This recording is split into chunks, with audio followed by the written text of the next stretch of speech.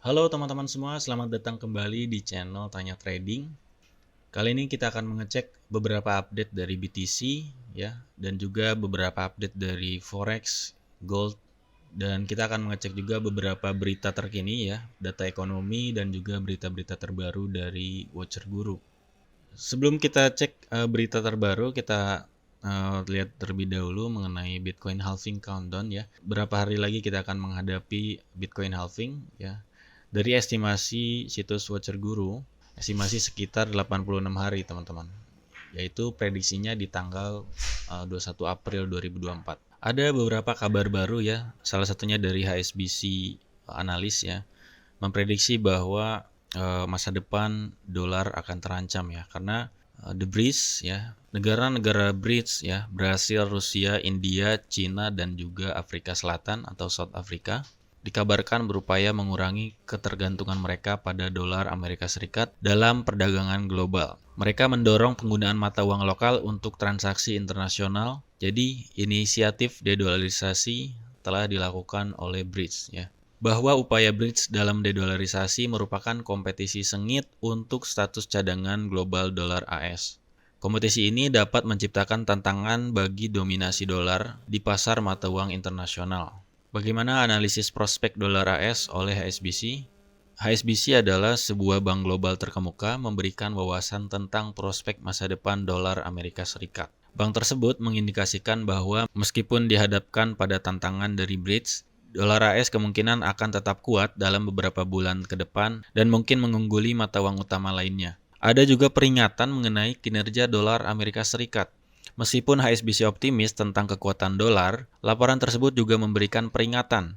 Dolar AS mungkin akan kurang unggul dibandingkan dengan beberapa mata uang, termasuk yen Jepang, dolar Kanada, dan juga dolar Australia, menurut ekonom bank tersebut. Lalu apa pengaruhnya dengan Bitcoin? Perubahan dalam landscape mata uang global seperti potensi penurunan dominasi dolar Amerika Serikat dapat mempengaruhi pasar keuangan secara umum, ya, termasuk cryptocurrency seperti Bitcoin. Investor sering mencari aset alternatif seperti Bitcoin sebagai lindungan terhadap depresiasi mata uang dan ketidakpastian ekonomi. Jadi dampaknya terhadap Bitcoin ini ya bisa bervariasi jika kekhawatiran terkait dengan kelangsungan dominasi dolar Amerika Serikat menyebabkan ketidakstabilan ekonomi global. Beberapa investor mungkin beralih ke aset kripto seperti Bitcoin sebagai perlindungan. Namun karena pasar kripto juga dipengaruhi oleh beberapa faktor, termasuk sentimen pasar dan regulasi, dampaknya sulit diprediksi dengan pasti. Jadi dampak daripada dedolarisasi oleh BRICS juga tidak pasti ya terhadap Bitcoin atau instrumen lainnya. Ya, jadi berdasarkan analisis dari HSBC juga menganggap bahwa dolar AS kemungkinan akan tetap kuat ya dalam beberapa bulan ke depan dan mungkin masih mengungguli mata uang lainnya, ya, yen atau dolar Kanada dan lain sebagainya. Selanjutnya kita lihat bagaimana pergerakan harga dari BTC untuk saat ini. Ya, saat ini sedang mengalami tren penurunan ya. Kalau kita lihat dari lower low, lower high ya, membentuk lower high seperti ini dan juga dia membentuk lower low. Jadi ini kemungkinan, ya bukan kemungkinan, maksudnya ini adalah pembalikan tren ya, yang tadinya bullish menjadi tren bearish ya. Juga di sini sudah ada indikatornya lower low membuat lower low ya, 3 lower low dan 3 lower high. Maka ini bisa dikatakan sudah tren bearish ya. Untuk tren minornya ya. Kalau untuk tren mayor dia masih di atas trend line ya, dan ini bisa dijadikan peluang untuk teman-teman melakukan DCA atau dollar cost averaging ya pada saat harga Bitcoin mengalami koreksi sebelum dia melanjutkan penurunan. Kalau kita lihat berdasarkan trend line, maka kemungkinan akan turun hingga level 33.000 ya, 32.800 ya, dia akan turun ke level situ ya. Kalau dia mau koreksi terlebih dahulu, maka support berikutnya adalah di 32.000 ya. Target berikutnya adalah di 32.000. Jadi untuk teman-teman yang mau di CA ya, siap-siapkan dana. Dan kemarin juga kita bahas mengenai prediksi dari Grayscale ya, bahwa akan terjadi penurunan hingga 32.000 ya. Kemarin beritanya sudah kita bahas. Coba kita buka kembali beritanya untuk teman-teman Nanti saya tunjukkan beritanya. Nah, ini adalah beritanya ya, teman-teman.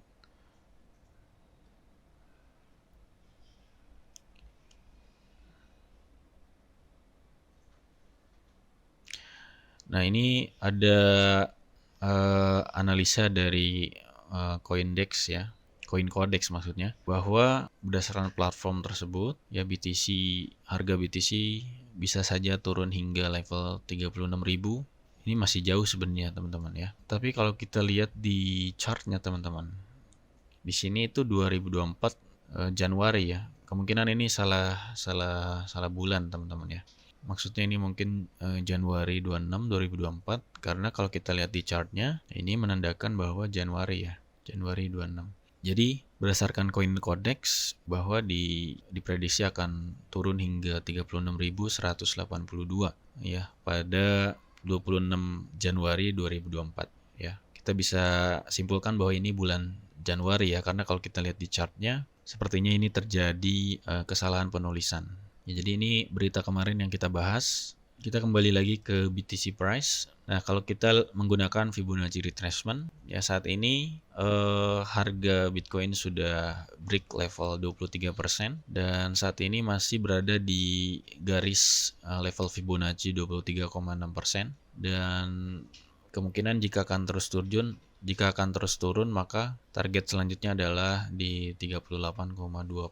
Nah, untuk teman-teman yang di futures mungkin ini adalah peluang untuk short ya. Dan untuk teman-teman yang main spot, teman-teman bisa gunakan metode DCA atau dollar cost averaging ya, setiap level Fibonacci ditembus ya. Mungkin teman-teman bisa DCA di sini, di sini, di sini. Tapi teman-teman silakan riset kembali ya sebelum melakukan atau membeli koin apapun ya. Jangan lupa untuk do your own research sebelum membeli koin apapun, karena investasi di kripto juga risikonya tinggi, jadi teman-teman harus pertimbangkan risiko yang ada gitu. Jadi teman-teman disarankan untuk melakukan riset terlebih dahulu sebelum membeli koin apapun ya, entah itu Bitcoin atau Ethereum atau koin altcoin lainnya. Selalu teman-teman riset terlebih dahulu, jadi jangan sampai beli tanpa ada riset terlebih dahulu. Oke teman-teman, kita beralih ke forex ya. Kita akan coba cek data-data ekonomi untuk forex hari ini, bahwa di jam 3.15 pada sore hari ini akan ada flash manufacturing PMI atau Purchasing Managers Index ya. Dan ada tulisan atau kata flash di sini, artinya ini adalah data sementara ya, atau data cepatnya atau data sementaranya. Ada beberapa negara yang merilis ya, salah satunya ada French, kemudian ada Jerman. Untuk zona Euro ada 2 negara yang rilis data pada hari ini. Dan di jam 4.30 ada GBP ya, sama datanya yaitu Flash Manufacturing PMI. Kemudian di jam 9.45 ada berita dari Kanada, yaitu keputusan suku bunga ya. Dan juga untuk jam 9.45 ada flash manufacturing untuk USD. Dan untuk jam 10.30 malam nanti ada Bank of Canada press conference ya, mengenai keputusan suku bunga tadi dan beberapa proyeksi ekonomi ke depan negara Kanada gitu ya. Nah, kita akan bahas dari yang pertama, yaitu dari zona Euro ya. Ada French Flash Manufacturing PMI. Nah, mungkin kita akan jelaskan terlebih dahulu untuk Flash Manufacturing PMI sendiri. Jadi PMI itu adalah singkatan dari Purchasing Manager Index ya. Manufacturing-nya itu adalah sektor manufaktur atau sektor pabrik ya. Kemudian untuk flash itu artinya data dirilis dengan cepat, sehingga ini merupakan data sementara ya. Jadi bukan data realnya. Jadi mungkin datanya nanti setelah data realnya rilis itu mungkin sama atau berbeda. Angka PMI di atas 50 itu merupakan indikasi bahwa terjadinya ekspansi. Sementara angka di bawah 50 itu artinya sedang kontraksi. Nah, kalau teman-teman bingung cara bacanya, ya ini ada data, ada forecast, ada previous. Nah, kemudian data aktualnya ini akan rilis pada jam yang telah ditentukan ya. Misalnya ini jam 3,15, jam 3.15 PM atau jam 3 sore hari ini. Nah, di sini ada usual effect atau efek yang kemungkinan terjadi, yaitu actual greater than forecast is good for currency. Misalnya sekarang forecastnya adalah 42 ya, 42,5. Nah, jika aktualnya greater atau lebih besar daripada forecast, maka itu kemungkinan akan positif ya untuk mata uangnya. Misalnya dalam hal ini mata uang euro. Ya, sama halnya dengan USD juga di sini. Kita coba klik. Ya, di sini juga keterangannya sama, actual greater than forecast is good for currency. Kita akan tunggu datanya apakah lebih besar atau lebih kecil dari forecast, maka kesimpulannya akan ada di sini ya. Jika aktualnya nanti lebih besar dari forecast, maka itu positif untuk dalam hal ini USD berarti currency-nya ya. Berarti positif untuk USD. Oke, jadi itu beberapa data ekonomi yang akan rilis pada hari ini. Jadi teman-teman harus perhatikan data fundamental yang akan dirilis sebelum teman-teman melakukan entry posisi di pasar forex. Ya, karena terutama untuk teman-teman yang trading di pair forex ya, atau pair cross pair atau major pair, teman-teman perhatikan beberapa data ekonomi yang akan dirilis ya. Misalnya teman-teman trading Euro GBP atau GBP CAD ya kan. Dan ini merupakan cross pair, jadi teman-teman harus cek kedua negara tersebut, jadi datanya seperti apa. Nah, lebih mudah kalau teman-teman itu trading menggunakan major pair ya. Misalnya USD Kanada atau GBP USD. Biasanya rilisnya itu tidak selalu bebarengan ya, rilis datanya. Jadi teman-teman tidak bingung ya. Pada saat data keluarnya biasanya misalnya GBP USD data keluar duluan adalah GBP. Jadi pada saat nanti jam 4.30 itu pengaruh harganya itu oleh GBP ya. Kemudian di jam New York Market atau market Amerika di jam 9.45 maka itu yang menggerakkan pasarnya dominan dari USD-nya ya. Karena yang rilis data merupakan dari Amerika gitu. Oke, teman-teman, kita akan coba cek price movement dari Euro USD. Ya, untuk saat ini kita lihat Euro USD sedang mengalami bullish trend ya. Tapi di sini ada terjadi reversal ya. Karena di sini sudah terjadi perubahan tren menjadi bearish ya untuk tren minornya. Namun untuk tren mayornya kita masih lihat bahwa ini masih bullish trend karena belum break trend line yang ada di bawah ini yang berwarna kuning ya. Tapi kita lihat di sini terjadi tren pembalikan yaitu menjadi bearish ya. Indikasinya adalah terjadinya lower high dan juga lower low di sini. Nah, jadi untuk peluang saat ini untuk Euro USD adalah sell ya, karena saat ini tren minornya adalah sedang turun, tapi tren mayornya masih di atas trend line. Jadi ada kemungkinan untuk naik, tapi untuk saat ini kemungkinannya adalah turun. Nah, untuk teman-teman yang ingin entry secara aman ya, teman-teman harus nunggu terlebih dahulu. Di sini saya sudah melakukan atau menarik garis Fibonacci retracement karena trennya adalah bearish, maka cara tariknya adalah dari kiri ke kanan atau dari atas ke bawah. Kemudian di sini sudah terlihat level-level Fibonacci-nya. Nah, ini bisa kita jadikan acuan sebagai level entry dan juga level stop loss dan take profit. Nah, jika teman-teman ingin entry, dalam hal ini entry short ya, karena trennya saat ini adalah turun, maka kita cari peluang untuk sell. Untuk stop loss-nya teman-teman bisa tentukan di level Fibonacci atasnya yaitu 38%. Kemudian level take profit 1 di level 0%, take profit 2 di level minus 27%. Ya, ini bisa menjadi acuan untuk teman-teman menentukan level entry dan level stop loss dan juga take profitnya. Lalu untuk GBP kita lihat price movement untuk GBP. Kita akan coba tarik garis trend di sini, ya garis trend line. Bahwa memang di sini sudah break. Nah, kalau kita tarik garis trend ya, di sini sudah break trend line berwarna kuning. Tapi apakah sudah terjadi perubahan trend? Kalau kita lihat di sini memang terjadi lower high ya, membentuk 3 lower high. Tapi di sini juga membentuk lower low tapi tidak terlalu jauh ya. Artinya ini cenderung sama kalau kita lihat ya. Kalau kita lihat dari ekornya, ini belum membentuk lower low yang signifikan. Jadi ini masih bisa dikatakan bahwa sedang konsolidasi atau sideways ya. Untuk area ini masih sideways ya. Jadi untuk saat ini untuk peluang di GBP USD saat ini kita masih tunggu terlebih dahulu ya. Kalau kita ingin entry paling kita tunggu hingga mencapai level Fibonacci ya. Misalnya jika teman-teman ingin buy, tetapi ini peluangnya lebih cenderung sell teman-teman, karena trennya lebih mengarah ke penurunan ya. Mungkin kalau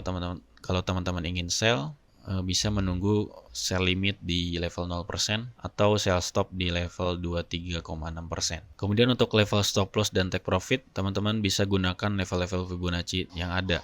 Misalnya kita ingin melakukan sell limit di sini, ini bisa menjadi level stop loss, ini bisa menjadi level take profit. Ya, ini take profit 1, 2, 3 ya. Untuk skenario gilanya adalah mungkin jika terjadi penurunan ini bisa menjadi level take profit teman-teman ya. Ya, tapi biasanya take profit memakai dua level saja ya. Biasanya take profit 1 dan take profit 2. Ya, kita anggap saja sampai sini.